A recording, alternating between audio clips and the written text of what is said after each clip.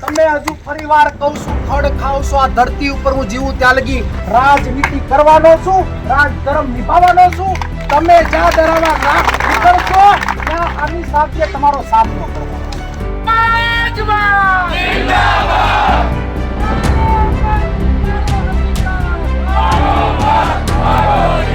Phone switch off કરી ના બાકી દો. મરદના દીકરાઓ તો નામની મારતા.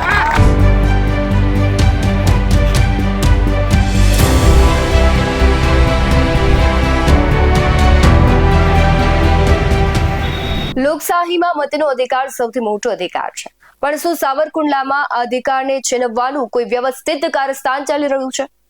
એસઆઈઆરની કામગીરીમાં ફોર્મ નંબર 7 ભરીને હજારો મતદારોના નામ કમી કરવાના મામલે પૂર્વ ધારાસભ્ય પ્રતાપ દુધાતે રણશીંગું ફૂંક્યું છે.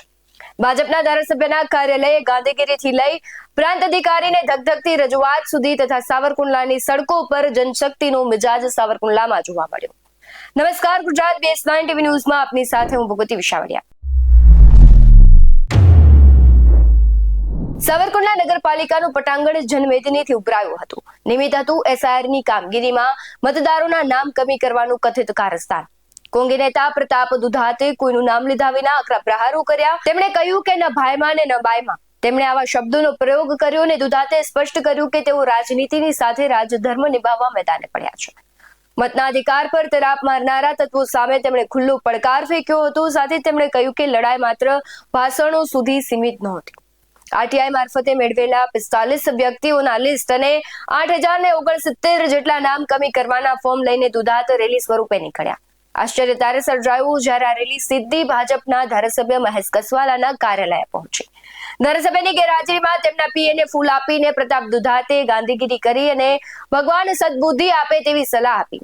ત્યારબાદ વિશાળ જનમેદની સાથે તેઓ પ્રાંત કચેરીએ પહોંચ્યા હતા. પક્ષના બેનર વિના માત્ર મતાધિકારોના હક માટે જ લડતા દુધાતે પ્રાંત કલેક્ટર રજેલ પટેલ સામે સવાલોનો મારો ચલાવ્યો. 8000 થી વધુ ફોર્મ આપી ગયું કોણ તેવો સવાલ પણ કર્યો. સાથે જ તેના સીસીટીવી ફૂટેજ ક્યાં છે? આ તમામ નામાવલી પ્રસિદ્ધ કરવાની માંગ સાથે દુધાતે હાઈકોર્ટ અને સુપ્રીમ કોર્ટ સુધી જવાની ચીમકી પણ આપી. બીજી તરફ પ્રાંત કલેક્ટરે પણ ખાતરી આપી છે કે કોઈના નામ ખોટી રીતે કમી નહીં થાય અને પૂરી ચકાસણી કરવામાં આવશે. સમગ્ર ઘટનાના જે વિડીયો સામે આવ્યા છે તેના પર નજર કરીએ. મીડિયાના માધ્યમથી એટલું તો ઈઆરઓ તરીકે અહીંયાનો મામલતદાર હોય કે હું હોઉં કે કોઈ પણ ઓફિસર હોય કે બીએલઓ હોય, કોઈ પણ સાચો વ્યક્તિનો ખોટી રીતે ના એ નહીં જાય એ તમને હું પ્રોમિસ બાંધી આપું. બીજી વસ્તુ કે એ કેવું છે કે આજે તમારામાંથી જ કોઈક વ્યક્તિ મને કંઈક આપી જાય, ગમે તેવું સાદી ખોટી અરજી લખીને આપે તો મારે એને એક વખતે અરજીને એમ તો કહેવું પડે કે તમારી આ અરજી ખોટી છે, એમ કે આની કાર્યવાહી કરતા જોતા કે તમારી અરજી ખોટી છે. હું તમને અરજી જ ના સ્વીકારું તો ઉપરથી તમે બીજું કહો કે મારી ભલે ખોટી અરજી છે, તમે કેમ અરજી નથી લીધી. એટલે એને ફોર્મ આપી ગયા તો એક પ્રોસેસ કરીને મારે એને એક વખતે રી વેરીફાઈ કરીને એને જે પણ કાર્યવાહી કરવાની થશે. પણ હા, એમાંથી એક પણ વ્યક્તિ ખોટી રીતે સાચો વ્યક્તિ નહીં જાય એ હું તમને કહી શકું. સાહેબ, બીજી વસ્તુ આપણે જે આ ફોર્મ જે છે એને હજુ સુધી બીએલઓ દ્વારા કોઈએ ઓનલાઈન કર્યા નથી, તમને એ ખ્યાલ છે. એટલા માટે એ જે કાર્યવાહી કરવાની છે પ્રી વેરિફિકેશન એ પતી જાય એટલે એના પછી જે પણ હશે એ તમારી સામે. બીજું ડ્રાફ્ટ રૂલ સિવાય ફાઇનલ યાદી હવે 17 તારીખ, આજે કઈ તારીખ 4 તારીખ થઈ ગઈ, હવે 17 તારીખે ફાઇનલ યાદી ફાઇનલ રોલ જે આપણો પ્રસિદ્ધ થવાનો છે એમાં આપ જોઈ શકો. ચૂંટણી પંચના નિયમો બધા હું જાણતો ન હોઉં, મને જે સમજણ પડે છે 7 નંબરનું ફોર્મ ભરવું, કોઈનો હક મટાડવો એ ગુનાહિત પ્રવૃત્તિ છે. ગુનાહિત પ્રવૃત્તિ કરતા પહેલા જે વ્યક્તિ હોય, બહાર ગામની વ્યક્તિ બહાર ગામ મત મટાડી દે એ ખતરો થયો, એ હિમ પ્રયાસ થયો. આ ફિગરો 8069 એ મને કલેક્ટર ઓફિસથી મળેલા ફિગરો, આ મારા ફિગરો નથી. આ જનતાનો સમય બગડે, મતદારોનો સમય બગડે, સ્ટ્રેસમાં આવીને એ લોકોને આમાં ટાઈમ આપવાનો, એના મહેનતાણાનું શું? 8069 એક જ વ્યક્તિ તમને ફોર્મ આપી જાય છે, જ્યાંથી પણ આવ્યા, જ્યાંથી પણ કાવતરું થયું, તમારો સમય બગડે, આ વિસ્તારની કામગીરી બગડે, એ સમયનું શું? ફરી વખત આવો અખતરો ન થાય એના માટે શિક્ષાત્મક પગલાં આપના મારફત ભરાય એ ખૂબ જરૂરી છે. અને કાગળ સમજીને તમે સમજતા હો કે આ કાગળ છે, સમજો તો. મને આરટીઆઈમાં જવાબ આપ્યો, આ કાગળ નથી, આ ફોર્મ 7 નંબર, આના નિયમો છે, આનો કાયદો છે. હું એમ કહું કે હું કેપેબલ માણસ છું, હું 25 છોકરા રાખી અને હું 25,000 ફોર્મ ભરી દઉં, કોઈ પણ લાગુ નહીં પડતા એવા લોકોના ફોર્મ ભરીને તમારા ટેબલમાં મૂકી દઉં, તો આ પ્રાંત ઓફિસમાં કામ કરવા માટે જરૂરિયાતમંદો જે આવે છે, અમારી કોર્ટની અંદર ખેડૂતોના પ્રશ્નો, તમારી કોર્ટની અંદર અન્ય હજારો પ્રશ્નો, એ પ્રશ્નોનું નિવારણ કરવાનું એ આપની જવાબદારી છે. સાથે આપ આ જવાબદારી નિભાવો છો. એ સમય જે બગડે છે એ સમયના મૂલ્યનું શું? માટે ફરી વખત આપને વિનંતી કરું છું કે 45 જણા જે છે એ તમારા ટેબલ સુધી એફિડેવિટ આપે. અમારો કોઈ અહમ નથી, અમારો કોઈ ઈગો નથી, અમારી કોઈ વ્યક્તિગત લડાઈ નથી. એની એફિડેવિટો મંગાવી અને અમને જો તમે ફાઇલ આપશો તો અમને કંઈ એમાં બીજું કોઈ અમારી દુશ્મની નથી. પણ એ લોકો એવા સમજતા હોય કે અમે તુરમ ખાન છે, સરકાર અમારી છે, અથવા અમે સત્તાના જોરે કંઈ પણ કરી લેશું, તો આ વાતનો જવાબ સુપ્રીમ કોર્ટના દરવાજા સુધી જશે, એમાં કોઈ શંકા નથી. આ કોઈ પાર્ટી લડતી નથી, આ બધા વ્યક્તિઓ લડે છે. અને આ માનવ સાંકળ આ વિસ્તારમાં ખૂબ મોટી બનશે. ફરી વખત આપને વિનંતી કરું છું કે એ લોકોને એફિડેવિટો મંગાવો અને એની ભૂલ એ સ્વીકારે તો અમારો કોઈ પ્રશ્ન ઉપસ્થિત થતો નથી. જો એ ભૂલ નહીં સ્વીકારે તો હું હાઈકોર્ટ સુપ્રીમ કોર્ટ સુધી જઈશ અને એના આધાર પુરાવા મારા પાસે છે. ધન્યવાદ. Thank you. બાબતે બિહારથી આ વાત ઊભી થઈ કે વોટ ચોરી થઈ રહી અને આના ઉપર સારા નિષ્ણાંતોએ અભ્યાસ કર્યો. સ્વીકારવા કોઈ તૈયાર નહોતું. એસઆરની કામગીરીમાં સરકારના નિમણૂક પામેલા બીએલએ એ વિસ્તાર વાઇઝ જઈ આખા એક ગુજરાતની અંદર કામગીરી કરી અને એક વ્યક્તિને ઢંઢોળવાનો પ્રયત્ન કર્યો. મેપિંગ પદ્ધતિથી 2002માં જે પરિવારનું નામ હોય એ નામના પરિવારને મતદાર યાદીમાં સમાવેશ કરવો.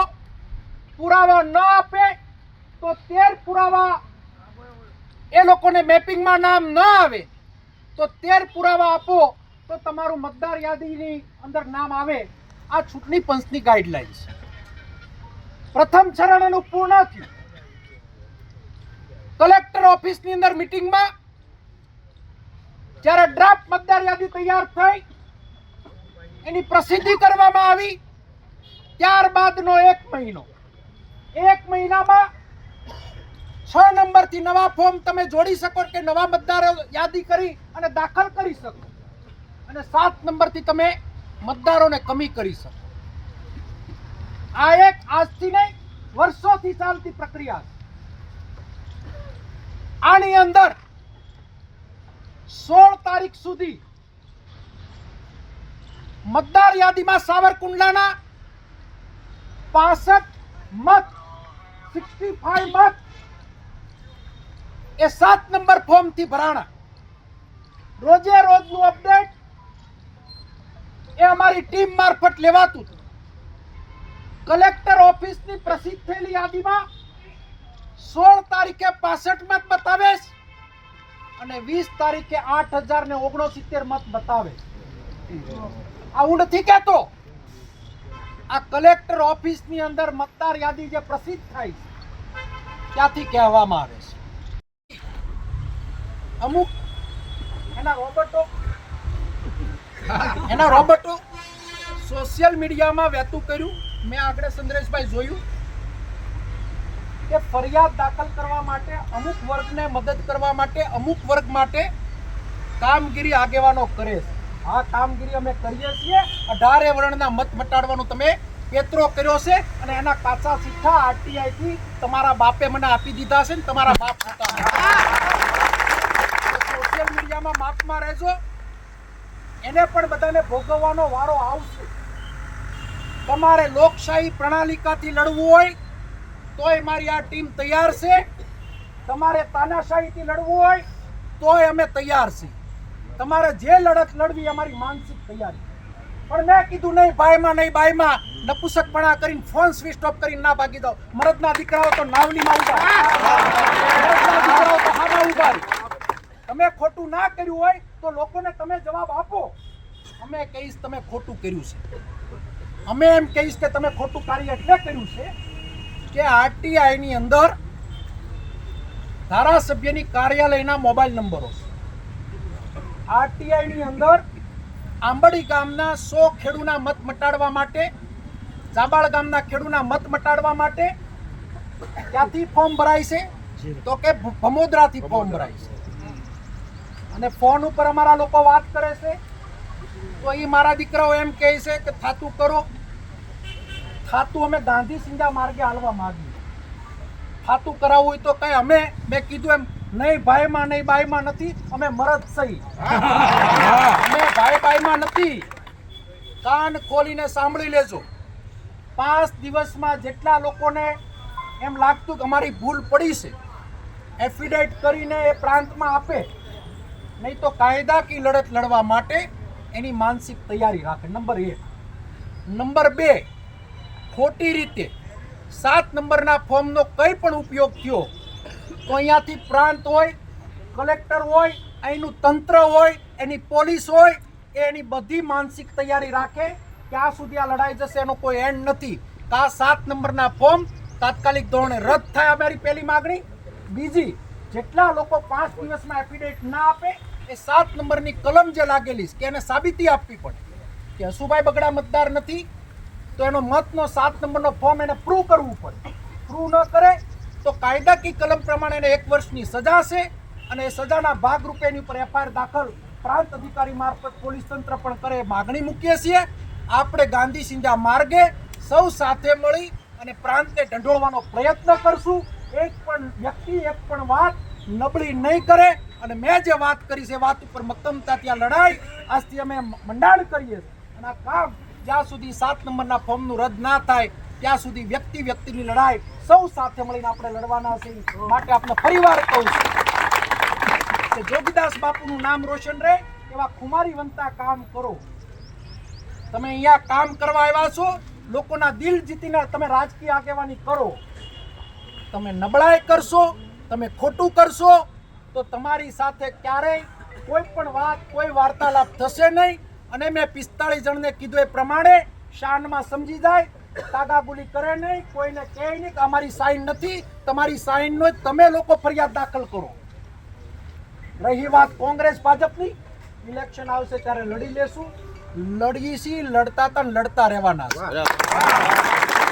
માટે અહીંયાથી આપણે સૌ સાથે મળીને આવેદન આપશું અને 7 નંબરના ફોર્મ તાત્કાલિક ધોરણે રદ થાય એવી વિનંતી સાથે આભાર. પ્રતાપ દુધાત કહી રહ્યા છે કે આ લડાઈ માત્ર કોઈ એક જ્ઞાતિ કે ધર્મની નથી. લઘુમતીથી લઈને તમામ સમાજના નામ કમી કરવાના પ્રયાસ સામે દુધાતે સોશિયલ મીડિયામાં ફેલાતી ભડકાઉ પોસ્ટનો પણ વિરોધ કર્યો. સાવરકુંડલાની શાંતિ ડહોળાવનાર અને લોકશાહીના પર્વને લાંછન લગાડનારો સામે પ્રતાપ દુધાતે છેક સુધી લડી લેવાનો નિર્ધાર કર્યો છે. પરંતુ સવાલ એ છે કે જે પ્રમાણે એસઆઈઆરની જ્યારથી કામગીરી શરૂ થઈ છે, 7 નંબરના ફોર્મ ખૂબ વધારે ભરાઈ રહ્યા છે. જાણીતા કલાકારો અને ઘણા બધા એવા લોકો છે કે જે જીવિત છે તેમને મૃત જાહેર કરી નાખવામાં આવે છે, તેમના નામ કમી કરી નાખવામાં આવે છે. એટલે સવાલ એ થઈ રહ્યો છે કે આ એક જાણી જોઈને કરવામાં આવતું ષડયંત્ર છે કે પછી કંઈ બીજું. તમારું શું માનવું છે કમેન્ટ બોક્સમાં જરૂરથી જણાવજો. બાકી આવા જ બધો અહેવાલો સાથે ફરી મળતા રહીશું. તમે અમારી યુટ્યુબ ચેનલને સબસ્ક્રાઇબ કરવાનું, અમને ફેસબુક અને ઇન્સ્ટાગ્રામ પર ફોલો કરવાનું ભૂલશો નહીં. બાકી અવનવી અપડેટ્સ મેળવવા માટે આપ જોતા રહો BS9 ન્યૂઝ. નમસ્કાર.